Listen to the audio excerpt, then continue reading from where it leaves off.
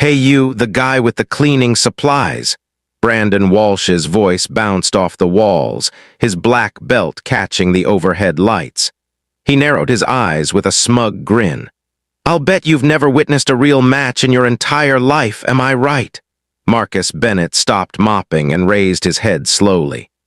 At 42 years old, he'd been working as the custodian at Rose City Dojo in Portland for barely 3 weeks. Typically, he arrived after all the classes had wrapped up, when only the hum of the vacuum cleaner and the sharp scent of disinfectant accompanied him. But on this particular Thursday evening, the advanced session was still running. "I'd prefer not to interrupt your training," Marcus replied softly, his voice measured and tranquil. He crouched down again, working on a persistent stain. "I'll just complete my work so you can carry on." Brandon's laughter exploded through the space, loud enough to capture everyone's attention. "Check that out! He's too terrified to even set foot on the mat." 8 students shifted uncomfortably, chuckling nervously. Several exchanged worried glances, though none found the courage to object.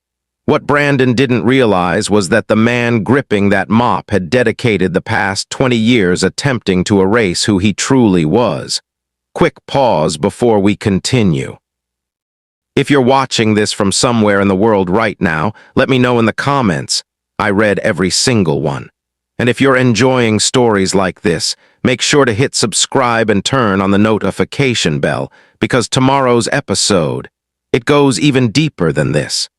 2 decades had passed since he abandoned the ring following a tragedy that shattered everything. A secret buried so deeply that even his 10-year-old daughter had never been told. "Come on, friend," Brandon taunted, strutting closer with that cocky smile he wielded to intimidate newcomers. "Just a quick demonstration. I'm willing to bet you couldn't hold a proper guard stance if your life depended on it." He gestured broadly. "Let these students witness the distinction between a true martial artist and someone who mops floors." Something flickered to life inside Marcus's chest, like a dormant reflex awakening after years of hibernation. His gaze locked with Brandon's, and for one brief instant, something passed between them. It was enough to make the younger instructor pause, retreating half a step without comprehending why. "It's purely educational," Brandon said, though his voice had lost a fraction of its confidence. "Nothing aggressive, just demonstrating to the beginners why we honor martial arts traditions." Marcus set down his bucket and rose to his full height. The movement was effortless yet controlled, far too graceful for someone who'd supposedly never trained. The atmosphere shifted perceptibly. All conversation ceased. Only the sound of breathing remained. "Very well," Marcus said, his voice as calm as still water before a tempest. "But once we finish, you'll offer an apology to everyone here for transforming a place of discipline into a spectacle of mockery." Brandon forced out a laugh, but unease crept into the sound. "Apologize. You'll be the one apologizing to the floor after I put you down." Nobody in that room understood that Marcus Bennett was formerly Marcus, the Phantom Bennett, 5-time MMA world champion. He'd walked away at the absolute pinnacle of his career following the accident that took his best friend and training partner's life. From that day forward, he'd vowed never to fight again. But certain promises are meant to be shattered when dignity gets trampled underfoot. If you value the idea that genuine strength resides in composure and self-respect, stay with this story, because what unfolds next will transform how you think about power. As Marcus stepped onto the mat, the entire dojo seemed to hold its collective breath. What occurs when the man the world has forgotten chooses to remain silent no more? Brandon adjusted his black belt with theatrical flair, clearly relishing every second the spotlight remained on him. "Gather close, everyone. This evening, you're about to observe a live demonstration of why martial arts maintains ranks and hierarchy." Marcus watched quietly as 8 students formed a semicircle around the training area. Some appeared eager, others distinctly uncomfortable. A young woman with brown hair pulled back in a neat ponytail whispered something to her partner, who simply shook his head as if warning her. Stay out of this. Pay close attention, class, Brandon continued, his tone saturated with disdain. This represents the perfect illustration of why everyone should understand their position. This dojo isn't meant for, well, you understand what I'm saying. A familiar heaviness settled in Marcus's chest. Not from Brandon's words, he'd endured far worse, but from the tone, that arrogant tone. The way individuals weaponize authority to diminish others. 22 years earlier in Las Vegas, he'd heard those identical sentiments. Who does this small-town nobody think he is? That night, the pressure from constant ridicule had consumed him, and merely a week afterward, the devastating accident with Ryan Davis had claimed his dearest friend's life. Instructor Brandon, the brown-haired woman spoke up gently, cutting through the tension. Perhaps we should resume our scheduled class. It's getting rather late. Jessica Parker, Brandon snapped, his voice cutting like a blade. Are you questioning how I run my classes? He pointed at her. Take a seat and observe carefully. You'll absorb more knowledge in the next 5 minutes than in a month of regular training. Marcus noted how deliberately Brandon had used her complete name, a petty demonstration of dominance. He also recognized the fear in her eyes, identical to the fear he'd seen in his own mirror 20 years ago when nightmares would jolt him awake. That accident continued to haunt him, a sequence of strikes, too rapid, too powerful. Ian had collapsed, his skull striking the mat with a hollow sound like destiny itself snapping. The investigation ruled it accidental, but Marcus knew the reality. He'd lost control. He'd allowed the crowd's contempt to fuel his fists, and he'd lost everything because of it. So then, Mr. Janitor, Brandon sneered. Why don't you demonstrate for my students how to maintain a basic defensive posture? Or is that too complex for someone whose expertise involves holding cleaning equipment? Laughter rippled across the room, but Marcus remained motionless.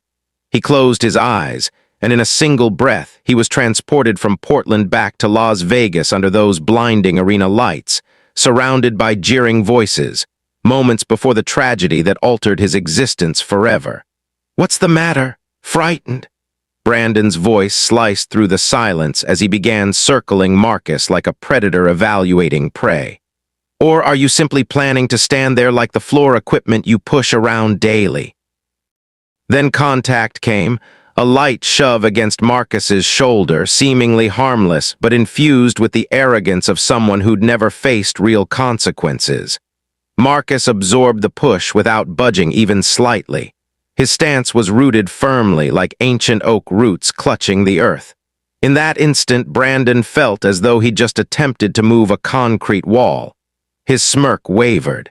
Interesting, Marcus murmured quietly, almost to himself.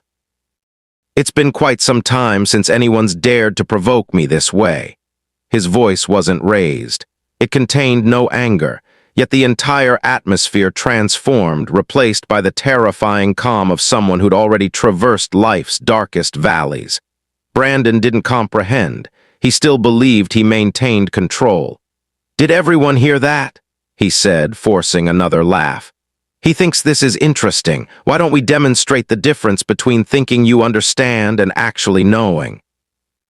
But every insult, every laugh only awakened something profound within Marcus, the part of himself he'd buried for 20 years. Not fury, not vengeance, but a crystalline, grounded memory of who he'd once been before he started running. Jessica Parker froze in place. She could sense it, the shift in the air.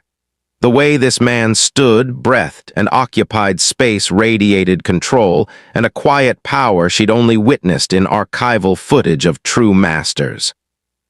Final opportunity, friend, Brandon said, his voice now carrying a hint of impatience. Either you accept this little demonstration like an adult, or I'll summon security to remove you, and you know what? You'll be unemployed as well. Marcus opened his eyes, his stare locking onto Brandon's.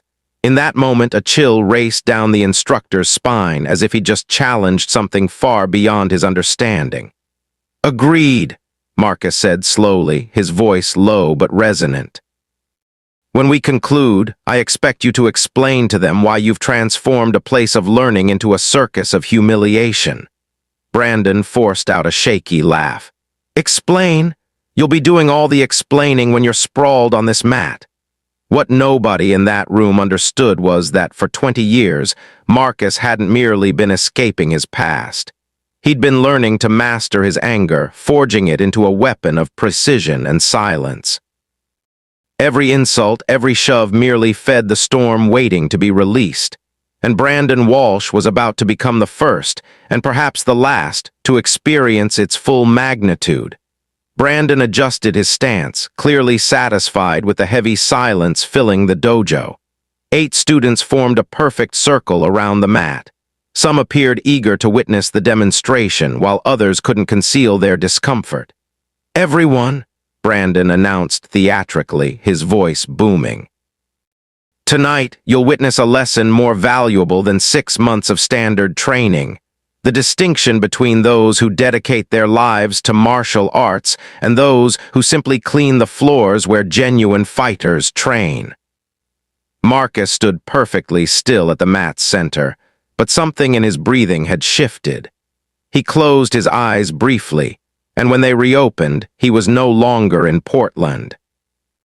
Mentally, he'd returned to the National Training Facility in Las Vegas 22 years ago, the night of the World Championship bout against Victor, the Demolisher Petrov.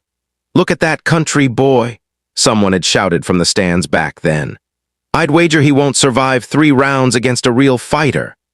Marcus had won by technical knockout in the 2nd round, but that victory had cost him his best friend, Ryan Davis, in a sparring accident just 1 week later. Pressure, prejudice, and a single moment of lost control had ended everything. "So then, Mr. Janitor," Brandon sneered, continuing to circle Marcus like a predator, "why don't you demonstrate for my students how not to hold a defensive stance? Or is that too complicated for someone who only pushes cleaning equipment?" Laughter spread through the room, but this time a voice rose above the mockery. "Instructor Brandon." Everyone turned. Jessica Parker, 22 years old, a purple belt in jiu-jitsu and a graduate student in sports psychology, stood tall with steady eyes. "May I pose a question?" The dojo went deathly silent. Brandon turned toward her, eyes narrowing, caught between surprise and irritation. "Excuse me, Jessica, but who's teaching this class, me or you?" "You are instructor," she replied calmly. "But teaching doesn't include humiliating someone and calling it instruction." Several students exchanged uneasy glances. Nobody had ever challenged Brandon this way before. "Humiliating?" Brandon scoffed. "This has nothing to do with humiliation. It's about respect and understanding your place." Marcus opened his eyes. Something about the way Jessica stood reminded him of Nicole, his younger sister. She possessed the same eyes, the same courage, always speaking against injustice, even when it came at a cost. Nicole had died a year ago, struck by a drunk driver returning from her hospital shift. She'd been only 24, another loss. While Marcus had chosen to hide from the world, Jessica carried her own scars too. She'd lost her father in a similar accident, the man who taught her that genuine strength is never used to intimidate the vulnerable. Today, watching Brandon abuse his authority, she couldn't remain silent. "Perhaps," Brandon said, lowering his voice into a dangerous tone, "if you don't respect my methods, you should find another facility better suited to your philosophy." The air grew thick, but Jessica stood her ground. "My tuition is paid, instructor, and I believe everyone here deserves to learn in an environment founded on respect, not humiliation." Marcus smiled faintly, not in defiance, but with the quiet relief of someone who just remembered why he'd stopped hiding. For 20 years, Marcus had lived with guilt over 2 deaths that haunted him, Ryan's and Nicole's. 20 years of running, of surrendering fame, of abandoning himself. But witnessing Jessica stand up for what was right reminded him of who he used to be. "Brandon," Marcus said, his voice low but steady. The entire room turned toward him. "The young woman is correct. This isn't martial arts. This is you attempting to feel significant by making others feel insignificant. Brandon's face flushed red. He spun around. You dare lecture me about martial arts? You probably don't even know what a dojo represents. Marcus stepped forward once. His posture shifted, shoulders opening, center of gravity dropping, his stance so perfectly balanced that any trained observer could see it immediately. A flawless guard position. Actually, Marcus said quietly, I understand exactly what a dojo represents. And I also understand that this place ceased being one quite some time ago. A shiver ran down Brandon's spine. Something in the man's breathing, in the way he stood, triggered a primal instinct, a warning to stop, but pride drowned out reason. Enough, Brandon growled, dropping into a fighting stance. Let me demonstrate what respect means. Jessica watched, torn between fear and awe. The way Marcus moved, the restraint in every motion, the rhythm of his breathing, it was all too deliberate, too measured. She realized then this was no ordinary janitor. Marcus closed his eyes and drew a long breath. 22 years of muscle memory flooded back. Every strike, every victory, every lesson etched into his bones. When he opened his eyes again, Brandon Walsh was no longer facing a janitor. He was standing before Marcus, the Phantom Bennett, 5-time MMA world champion. Final chance to apologize, Marcus said calmly, his voice steady yet commanding. To her, to your students, and to yourself. Brandon laughed, but the sound trembled. Apologize? You'll be the one apologizing when you're flat on this floor. He didn't realize Marcus had already read him completely. The high guard, the telegraphed shoulders, the unsteady back foot. 22 years away from the ring couldn't erase the instincts that once made him a world champion. Jessica noticed several students subtly stepping back, as if sensing the storm about to break. The air grew heavy, electric, like lightning waiting to strike. Marcus stood still, eyes calm, a faint smile crossing his lips. Not anger, not vengeance, but the quiet resolve of someone who'd finally found a reason to break his 20-year silence. And as he took his first half step forward, everyone in the room understood. Something extraordinary was about to happen. The Rose City dojo fell into suffocating silence, every gaze fixed on the two men at the mat's center. One wore a black belt, rigid in a mirror practice stance of confidence. The other had been holding a mop just minutes earlier, now standing upright with relaxed shoulders and eyes lit with uncanny calm. Brandon adjusted his black belt, his movements slow, almost ritualistic. He needed this moment, needed that feeling of power to conceal the unease creeping through him. Everyone focus, Brandon declared, striving for solemn authority. What you're about to witness isn't just a regular session. This is a lesson about hierarchy, about why people like us spend years earning this black belt. He patted the belt. The sound rang out in the silence. Marcus watched Brandon with the eyes of someone who'd seen too much.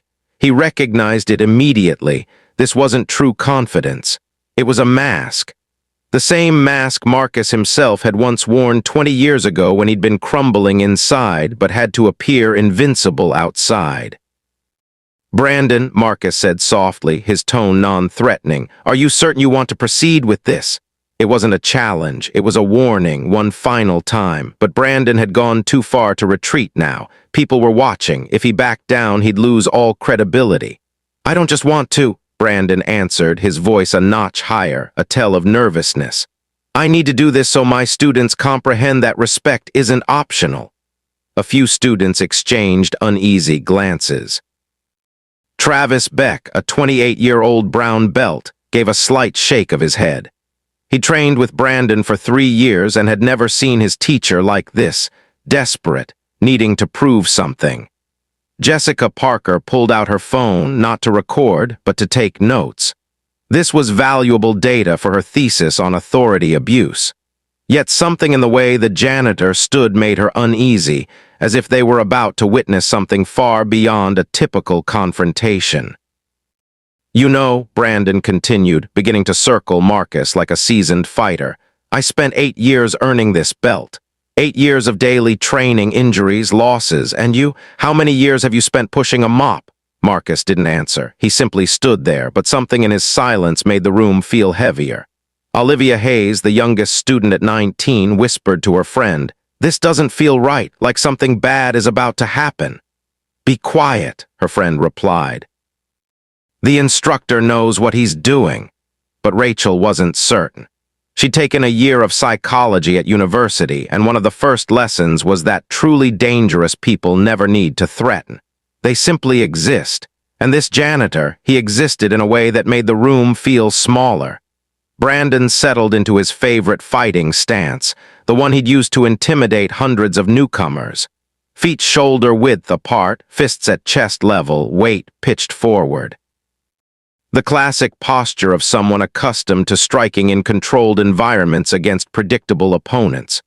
"This stance," Brandon said, striving to sound confident, "has sent plenty of beginners running."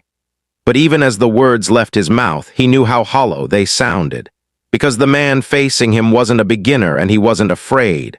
Marcus Bennett still didn't move. He stood like a statue, neck slightly tilted, gaze steady, neither fearful nor hurried to guard, only assessing. And as he assessed, Marcus saw everything, the high guard exposing Brandon's ribs, the unstable base ruining balance, the overtense shoulders telegraphing every motion before it began. The weight pitched too far forward, a light pull would topple him, knees insufficiently bent, no quick redirection possible. Fists clenched too tightly, energy lost before the strike, 20 years off the circuit, but Marcus's eyes still scanned like X-rays. "You know what's interesting, Brandon?" Marcus finally spoke, as casually as if commenting on the weather.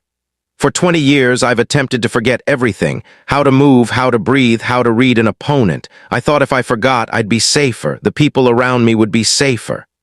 Brandon frowned, not understanding. "But it turns out," Marcus continued, a sad smile touching his lips, "some things can't be forgotten. They live in the muscles, in the bones, in the way your heart beats when danger stands before you. And right now, when I look at you, I see everything." "See what?" Brandon asked, his voice slightly unsteady. "I see that you're afraid," Marcus replied simply. "Not afraid of me, afraid you're not enough, afraid that even with a black belt, you're still the kid who feels he has to prove something." The words slid into Brandon's heart like a knife, because they were true, completely true. Neon lights washed over the polished floor. Brandon's breathing grew ragged. Marcus remained even and light, like wind brushing a window. Marcus could practically feel his opponent's energy scattering. Jessica watched them both, and she began to see, not with her eyes, but with the instincts of someone who studies human dynamics in sport. Brandon was fighting himself, his father, his past, every voice that said he wasn't enough. And Marcus was fighting the ghost of a friend who died 20 years ago. This wasn't a fight between two men. It was a fight between past and present. "Still waiting," Brandon tried to sneer, bouncing on his toes. "Or are you planning to stand there like a floor lamp?" Marcus did the unexpected. He moved quietly, just a small foot adjustment, a subtle drop of his center, shoulders relaxing into a perfect horizontal line. But to anyone who knew how to look, it was an instant and terrifying transformation. From an ordinary man, Marcus Bennett became Marcus, the Phantom Bennett, the 5-time MMA world champion. A few students swallowed hard. Jessica Parker was the first to grasp the significance of that shift. A chill ran down her spine. She'd watched hundreds of hours of footage of old masters. This wasn't instinctual flinching. It was fight sense polished by thousands of hours on the edge of life and death. She'd seen how Muhammad Ali moved, how Bruce Lee broke rhythm, how Anderson Silva bewildered opponents. And now she was seeing the same thing right in front of her. "No," she whispered, her hand trembling as she pulled out her phone. "He's not ordinary." Travis Beck beside her glanced over. "What did you say?" "Look at his stance." Jessica pointed at Marcus, her voice a mix of excitement and fear. Perfect center of gravity, shoulders relaxed but ready, eyes not locked on his opponent. He's reading the entire body. This is a master-level fighter. "No way," Travis shook his head. He's just a janitor. But behind them, Olivia Hayes had already started typing on her phone. There was something about the man's face, familiar. Interesting, Brandon muttered, trying to hide his confusion. For the first time in years, his confidence wavered.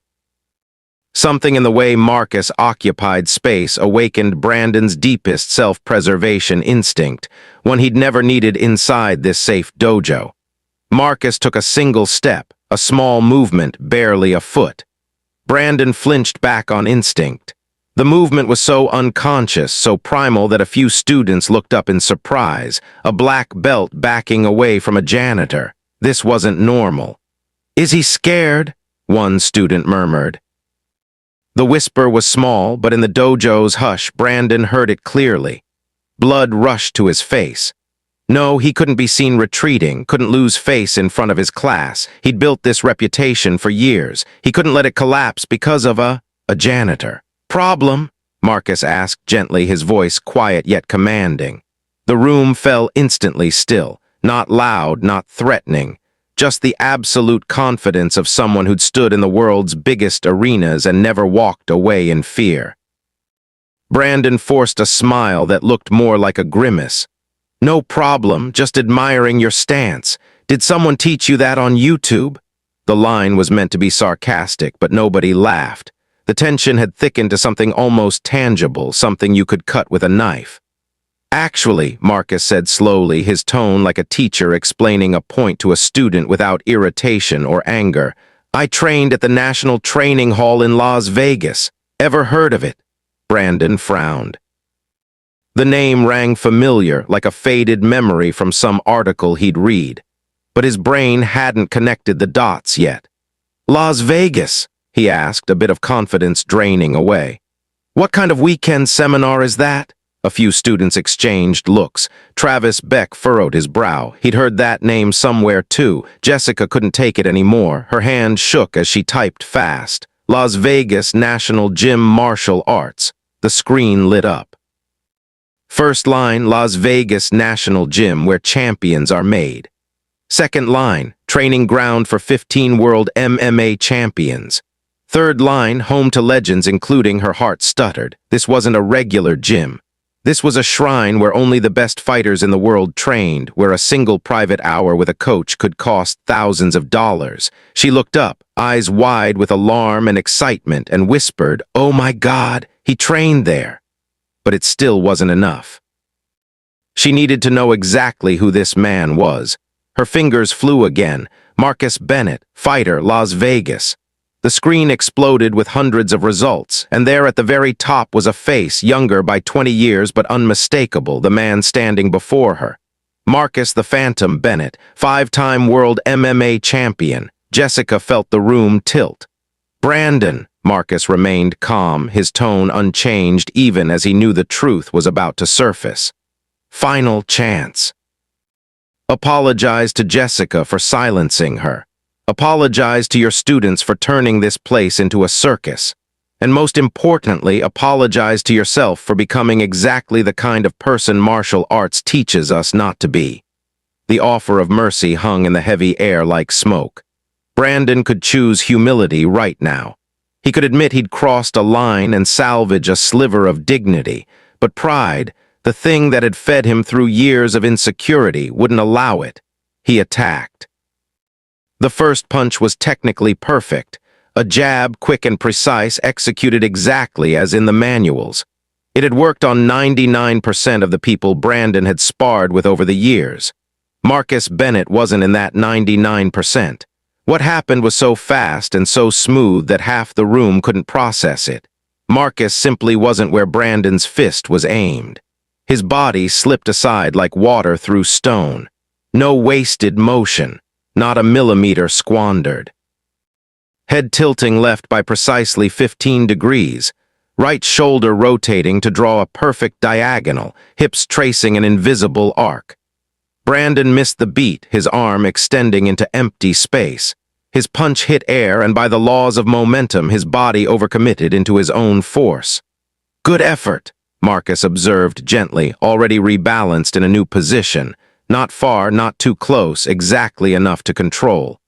Clean mechanics, adequate speed, but you telegraphed with the right shoulder. It pops up about 2 centimeters before you throw. Brandon whipped around, trying to locate him. His heart pounded. How could anyone move that fast without a sound?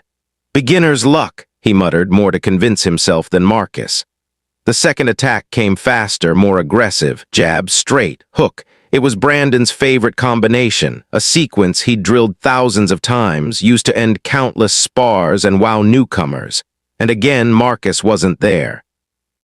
This time, Jessica could follow, not because Marcus had slowed, but because she knew where to look. Marcus dipped only a few inches, letting the jab skim over the crown of his head by less than a centimeter. The wind of it brushed his hair. The straight hunted for its target, but Marcus leaned back along an impossible curve. Only those with extraordinary suppleness can manage.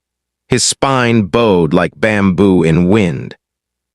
And when Brandon swung the hook with everything he had left, Marcus retreated exactly a half step, absolute economy. So the glove skimmed under his chin by a millimeter. If someone had a slow-motion camera, the gap between Brandon's glove and Marcus's jaw would have been no thicker than a sheet of paper. Interesting combination, Marcus remarked, breath perfectly even, as if he'd been standing still. Works on a static target, but after the hook, your entire left side is open.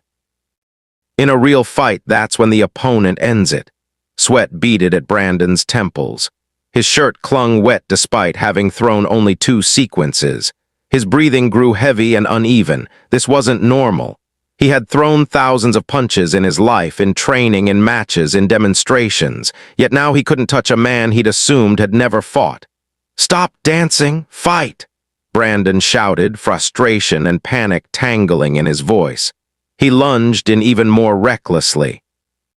Punches, kicks, elbows, everything he knew, but every strike found nothing but air, and the students began to see. This wasn't luck, this was skill at an entirely different level. Brandon's third rush, a desperate jumble of punches, kicks, and sweeps, sliced emptily through space like blows at a phantom. Each strike threw him further off balance. His rhythm collapsed. His breathing stuttered. Sweat stung his eyes, blurring his vision. Then suddenly, as clarity flickered, Brandon realized something terrifying.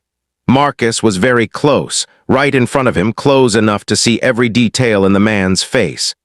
"You? How?" Brandon panted, chest heaving. Sweat dappled the mat. He had completely lost distance, one of the most basic principles of fighting. How had Marcus closed in without him noticing? "Brandon," Marcus said gently, his tone as calm as at the start with no hint of fatigue. He stood at arm's length, not threatening, simply present. "Do you want to know the difference between learning to strike in a safe dojo and learning in professional arenas where a single mistake can be the end?" Brandon couldn't answer. His lungs were burning. His legs trembled. Before he could react, Marcus did something that defied the onlooker's sense of physics. No visible tensing. No hip rotation. No pulling the hand back to load power. No aggression. No anger. Marcus simply placed the palm of his right hand on Brandon's chest. A gentle touch, almost tender, as if checking whether the man's heart was beating.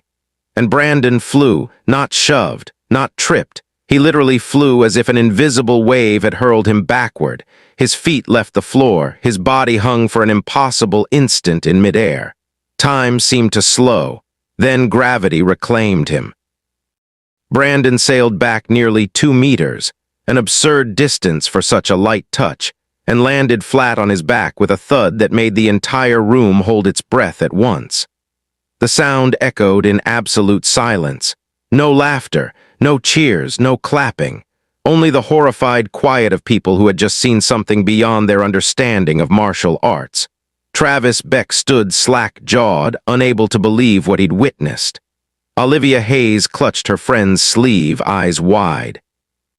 Another student whispered, "What just happened?" Brandon lay motionless for a few seconds, maybe 3, but it felt like a minute. His eyes locked on the blazing neon overhead as he tried to process what had just happened to his body. No pain, that was the strangest part. He felt only an irresistible force, as if a tidal surge had toppled him. as if a strong wind had blown him away. As if every ounce of strength in his body had been neutralized by a physical principle he didn't understand. That's impossible, Brandon stammered, voice shaking.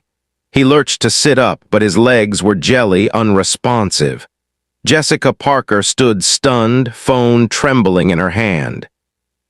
In 2 years of sports psychology research, after analyzing hundreds of hours of fight footage and reading dozens of studies on combat biomechanics, she had never seen, not even on video, such a display of pure controlled power. No brutality, no anger, no showboating. Just the clinical perfect application of a technique she'd only ever read about in ancient martial arts lore, what some call internal power or Fajin in Chinese systems. But this wasn't myth. It was happening right in front of her. In fact, Marcus said evenly, stepping forward and offering Brandon a hand up, a gesture of respect after putting him down. It's quite simple once you understand leverage, precise timing, and how to transmit energy from the ground through the whole body, principles I learned and refined over my 22-year professional career. 22 years professional. Those words hung in the air. Brandon batted the hand away, trying to stand under his own power, one last struggle to preserve a shred of pride. But his legs still shook, his knees still buckled. He had to lean against the wall to steady himself. 22 years professional, Brandon echoed, dazed and horrified. In what? Jessica couldn't stay quiet any longer. She stepped forward, phone raised for all to see. Her voice trembled, almost a reverent whisper. Instructor Brandon. You don't understand who he is, do you? Every eye in the room turned to her. Brandon looked over, face still ashen. On Jessica's screen, dozens, no, hundreds of articles, photos, and videos filled the search results, all about one man, Marcus the Phantom Bennett. Marcus Bennett, Jessica read aloud, her voice shaking with both fear and awe. Nicknamed the Phantom. 5-time consecutive world mixed martial arts champion from 2001 to 2005. Considered one of the most technically sophisticated and hardest to hit fighters in MMA history. Professional record, 47 fights, 47 wins, 0 losses, 0 draws. Retired unexpectedly at age 29 at the peak of his career. She stopped, her voice catching as she read on. After a tragic training accident claimed the life of Ryan Davis, his sparring partner and closest friend, Bennett never stepped into the ring again. The whole room detonated in silence, not with noise, but with realization, shock, absolute astonishment. Brandon's face went from pallid to paper white. His lips parted, but no sound came out. He had just challenged a living legend. He had publicly tried to humiliate a man whose ordinary punch could have sent him to the hospital. Worse, the man hadn't even needed to punch. A single gentle touch had been enough to show Brandon exactly where he stood. Five-time world champion, Brandon stammered like a child discovering that Santa Claus really exists. Except this Santa Claus could crush him with a pinky. Undefeated, 47 fights. Marcus nodded quietly without pride or boasting, just a simple fact. I retired at 29, he said, his voice carrying a deep sorrow. Since then, I've done any work I could find, cleaning, maintenance, gardening, repairs, simple jobs, a simple life. No spotlight, no cameras, no need to prove anything to anyone, and most importantly, no ring. Why? Olivia Hayes asked softly with the unguarded curiosity of 19. Why give it all up? Marcus looked at the young woman, and in his eyes lay a pain 20 years hadn't erased. Because I killed my best friend, he said plainly. Ryan Davis. He was 22. We were training. I lost control, and he never woke up. Silence pressed down. After that, I realized strength without control is the most dangerous weapon, and if I couldn't trust myself, it was best not to use it, so I disappeared. For 20 years, I didn't strike anyone, not even in self-defense. He looked at Brandon. Until tonight. The change in Brandon Walsh happened before everyone's eyes, painful and undeniable to watch. The arrogant man vanished. The one who always spoke loudly, always needed to prove himself, always leaned on his students to feel important. All of that dissolved. In its place stood someone who had just glimpsed the full scope of his own ignorance, his small, petty arrogance. I didn't know, Brandon whispered, voice breaking. If I'd known who you were, if you'd known, you would have treated me with respect. Marcus cut in, still gentle, his words sharp as a surgeon's blade. That's good. But then the real question is, would you still humiliate another janitor? Another worker without a championship to defend himself? A new student who doesn't dare speak up to you? That question pierced Brandon deeper than any physical blow. Because Marcus had touched the root of the problem, not ignorance, not misunderstanding, but arrogance, the belief that one has the right to belittle others because of status, titles, or their job. Brandon sank to his knees in the middle of the mat. Unable to stand, not because his body was weak, but because his spirit had collapsed. And in that silence, every student saw something they would never forget, a lesson that true strength doesn't come from defeating an opponent. It comes from knowing when you don't need to strike at all. Jessica stepped forward, her voice steady yet respectful. "Instructor Brandon," she said, "for the past 2 years I've trained at this academy out of respect for your experience, but what I witnessed today isn't teaching. It's bullying disguised as instruction." Murmurs rippled through the room. A few students nodded. Others looked down, regret on their faces. The truth about Marcus, a martial arts legend who had been hidden beneath a janitor's shirt, had completely changed how everyone saw the situation. Brandon drew a deep breath, his voice with shame. "Marcus, I'm sorry, truly sorry to you, to Jessica, to everyone here. I have no excuse for what I did." Marcus nodded. No judgment, no sarcasm. Only the calm of someone who had learned too much from his own mistakes. "Thank you, Brandon," he said softly. "But an apology is only the first step. The question is, what will you do differently from now on?" Brandon looked around the room. Faces that once admired him now regarded him with disappointment mixed with reflection. He swallowed hard. "I'll change," he answered slowly. "It will take time, but I will change." At that moment, Jessica spoke again, her voice ringing clear. "Mr. Bennett, have you ever considered teaching again? Because I believe all of us could learn far more from someone who understands that true strength comes with responsibility." Marcus smiled, the first smile of the night, slow, genuine, light, as if releasing something that had been held in his heart for too long. But instead of answering right away, he lowered his voice. "Before we talk about the future," he said, "everyone needs to know why I walked away from everything 20 years ago." No one said another word. All sat down, silent. The air in the dojo grew heavy, as if they all understood that what they were about to hear would change everything. Marcus took a deep breath. His voice slowed, carrying the tone of a man stepping backward into memory. "My name is Marcus Bennett. I was born in a small town called Bend, Oregon. My father was a farmer, my mother a nurse.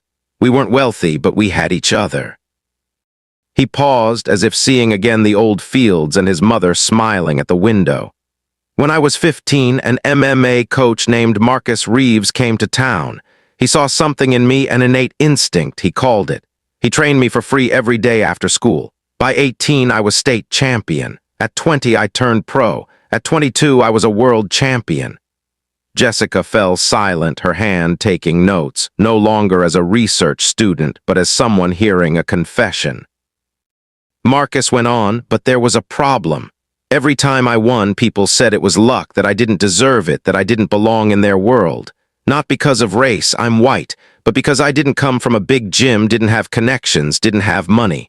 His voice deepened. "And bit by bit, those words ate away at me. I began to fight to prove a point, to fight out of anger, not out of love for the art anymore." Brandon listened, his gaze growing heavier. He understood pressure, wounded pride, the need for validation. It was his story, too.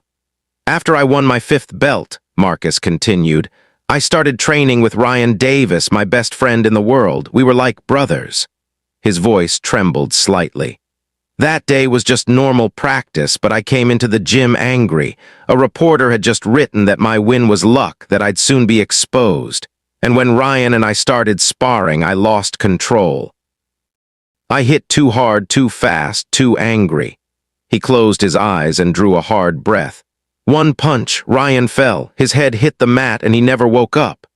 The dojo sank into absolute silence. A few students bowed their heads, eyes reddening.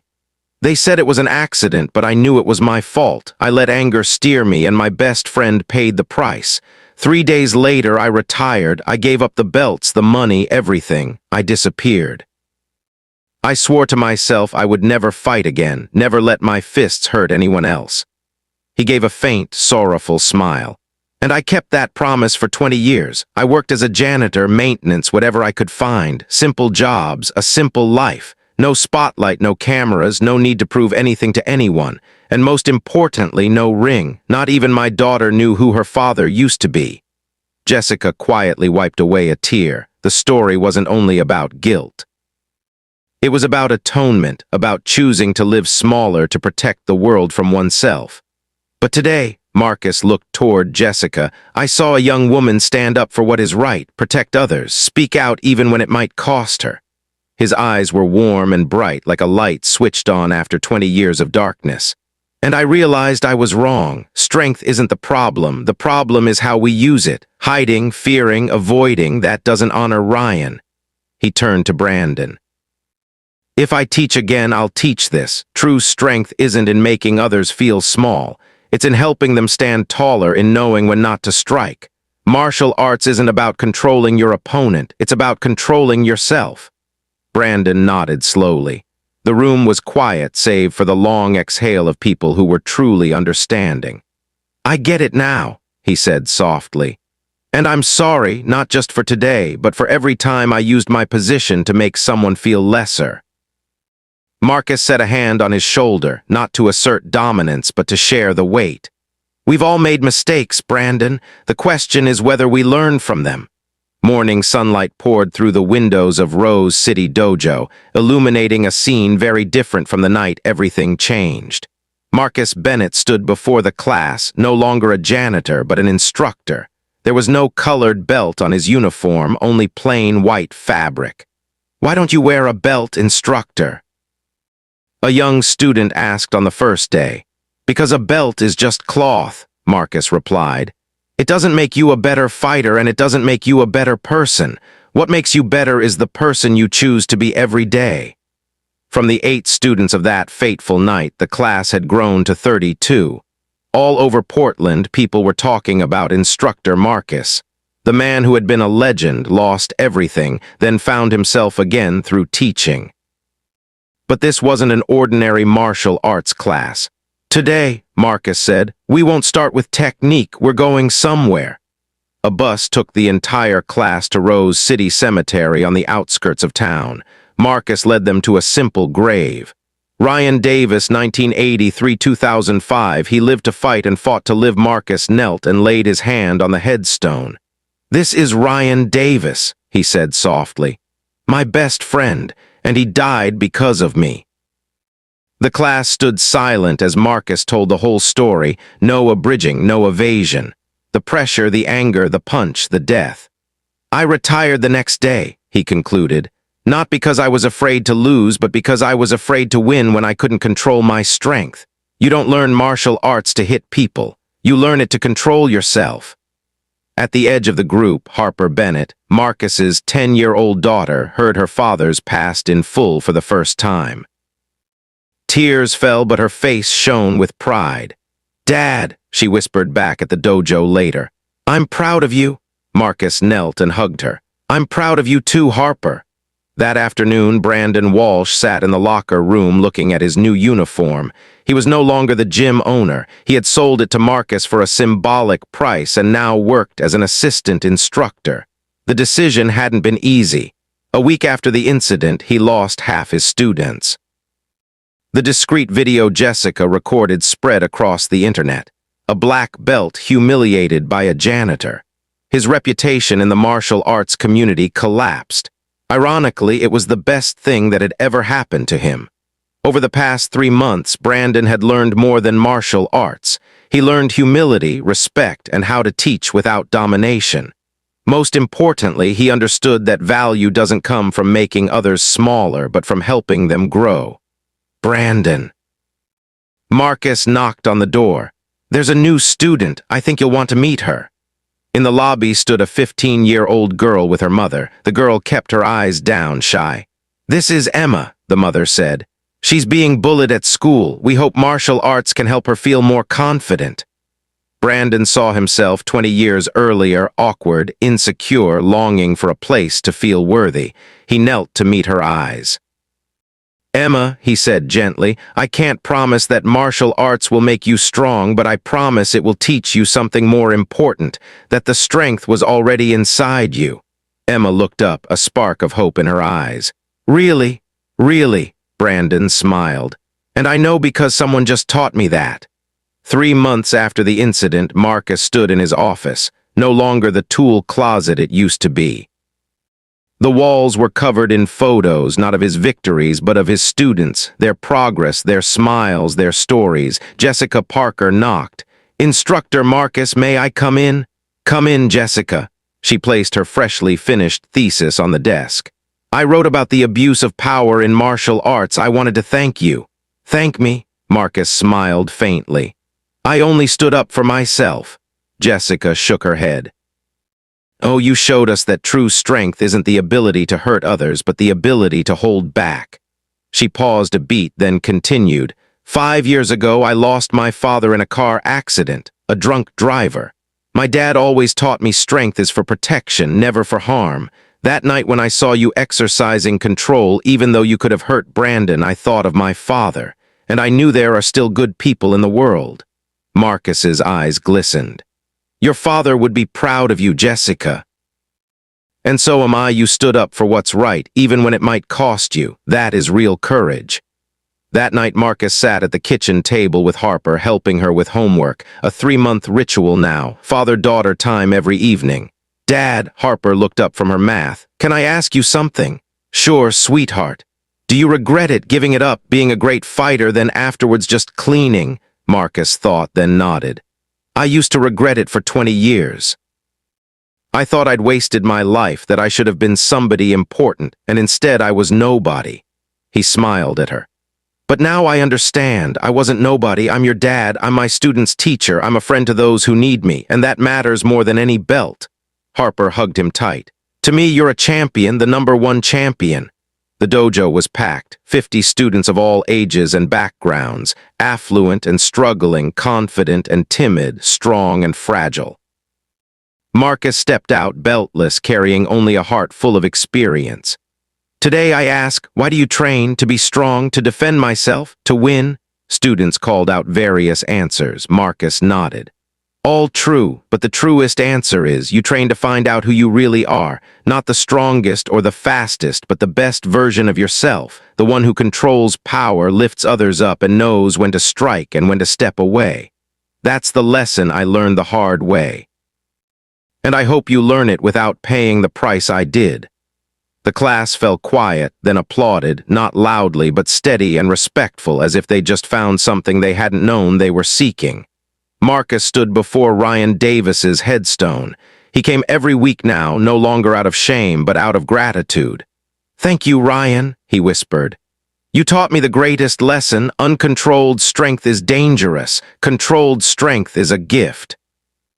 I'm trying to live in a way that makes you proud, with every student with Harper, so that the tragedy carries meaning. A light breeze moved through the cemetery. Marcus smiled and walked back to the car where Harper was waiting. "Did you talk to Uncle Ryan, Dad?" "I did, sweetheart." "What did he say?" Marcus looked back at the grave, then smiled at his daughter. "He said, keep going, make it matter. And that's what I'm going to do. When justice doesn't come from a punch, it comes from a lesson." Marcus Bennett proves that true strength isn't in knocking an opponent down. It's in lifting them up after the fall. Brandon Walsh learned the hard way that respect can't be demanded, only earned. Jessica Parker shows that courage isn't the absence of fear, but speaking up while afraid. If this story touched you, remember, you don't need to be a champion to make a difference.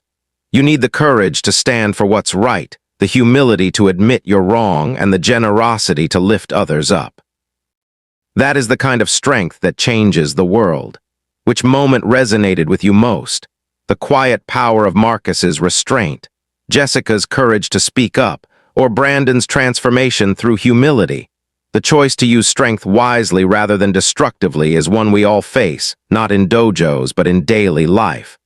Up next, you've got two more incredible stories waiting on your screen. If this one hit you, tap to watch the next, and make sure you're subscribed with notifications on. Oh, and drop your city in the comments. I want to see where you're watching from.